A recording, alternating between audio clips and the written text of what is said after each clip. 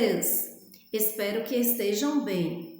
Bom, vamos iniciar mais uma aula de inglês online, ok? Mas antes, eu quero lembrar a vocês que vocês devem postar as respostas da atividade da aula anterior aqui no grupo hoje, certo? A atividade do 7º ano foi um pequeno trecho de uma música junina na versão português e inglês. Só que na versão inglês eu deixei alguns espaços para que vocês pudessem preencher com palavras que estavam faltando no trechinho da música. Espero que tenham realizado a atividade e que postem aqui hoje no grupo, certo? Então, vamos iniciar a aula de hoje. Hoje iniciaremos um conteúdo novo, o Present Continuous, ou seja, o presente contínuo, como nós o chamamos também na língua portuguesa. Vocês devem estar se perguntando, por que usar o Present Continuous? Bom, nós usamos o presente contínuo para expressar situações progressivas, algo que está acontecendo. Para isso, nós precisaremos usar o verbo to be, am, is ou are como auxiliar na construção das nossas frases. Usaremos um verbo principal e o acréscimo das letras ing no final desses verbos principais da nossa frase, o que atribuirá um significado em português como se fosse o nosso gerúndio da língua portuguesa, com o final ando, endo ou indo. Como assim, teacher? Bom, eu vou explicar com exemplos.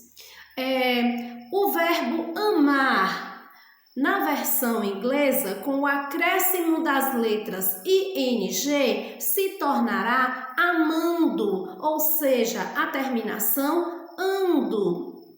O verbo comer, na versão inglesa, com o acréscimo das letras ing, se tornará comendo, ou seja, a terminação endo. O verbo dormir, na versão inglesa, com o acréscimo das letras ing, se tornará dormindo.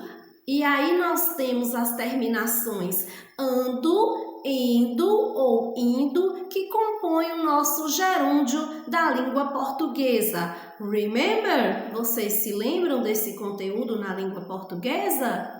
Então, aqui eu trabalharei com vocês as formas afirmativa, negativa e interrogativa do Present Continuous para introduzir esse conteúdo, certo?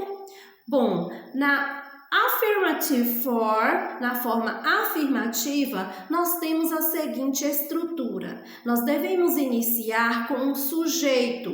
O sujeito vocês já sabem o que é, né? O sujeito pode ser o nome de uma ou mais pessoas, ou talvez o nome de algum animal, ou pode ser também um objeto, ou até mesmo um pronome para substituir o nome de pessoas ou de algo.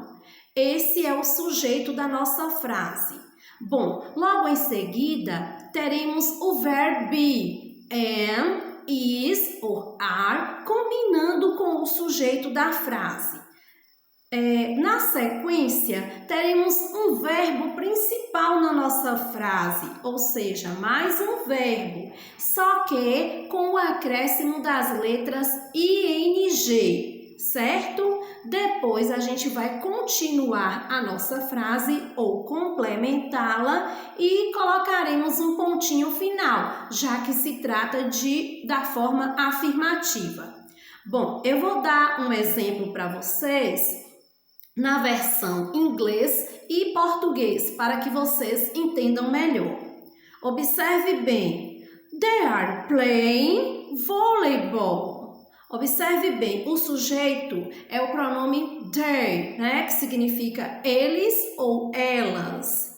Logo após, usamos o verbo are, né? Que significa, nesse contexto aqui, estão.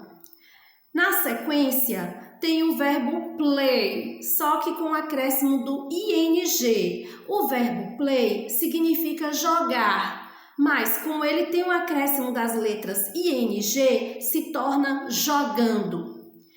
E o complemento da nossa frase, né, a continuação da nossa frase é voleibol, que significa vôlei. Então, vamos ver como ficou o significado da frase toda?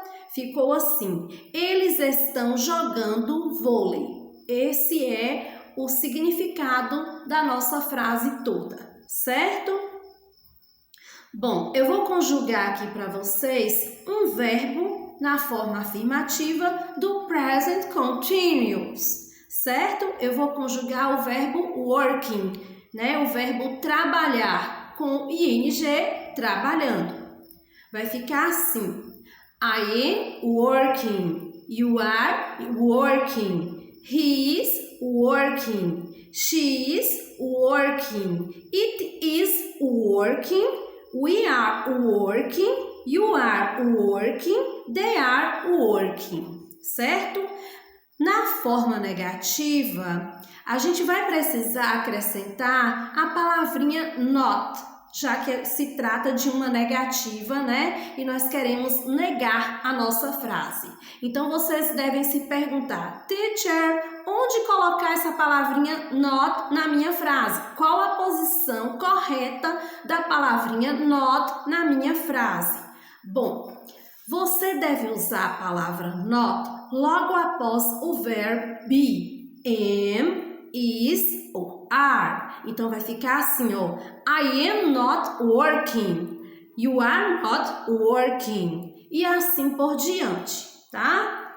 Na forma interrogativa, o que vai mudar é que você vai usar o verbo am, is ou are antes do sujeito, tá? Eu brinco com meus alunos, eu falo assim: olha, gente, faça de conta que o verbo deu um salto mortal e caiu de paraquedas antes do sujeito, certo? Por quê? Porque ele vai ter que vir antes, depois vem o sujeito, né? Em seguida o verbo com ing e o pontinho de interrogação, já que se trata de uma pergunta. Então fica assim, ó: Am I working? Are you working? Então vai ficar mais ou menos nessa estrutura, tá bom? Bom, esse conteúdo de hoje eu passei apenas a introdução dele para vocês. Depois, né, posteriormente, nós vamos aprofundar um pouquinho mais, tá? Existem alguns verbos, gente, que não aceitam o acréscimo das letras ing. Eu vou dar um exemplo de um verbo e depois eu vou pedir para vocês aprofundarem mais os estudos de vocês e pesquisarem um pouquinho mais, tá? Eu vou dar o exemplo do verbo have, H-A-V-E. Have, ele não aceita o acréscimo das letras ing. Agora, aprofunde seus estudos e pesquisem mais aí na net, ok? Então, por hoje foi apenas isso. Qualquer dúvida, estarei aqui com vocês. É só perguntar, tá certo? Até mais. See you later!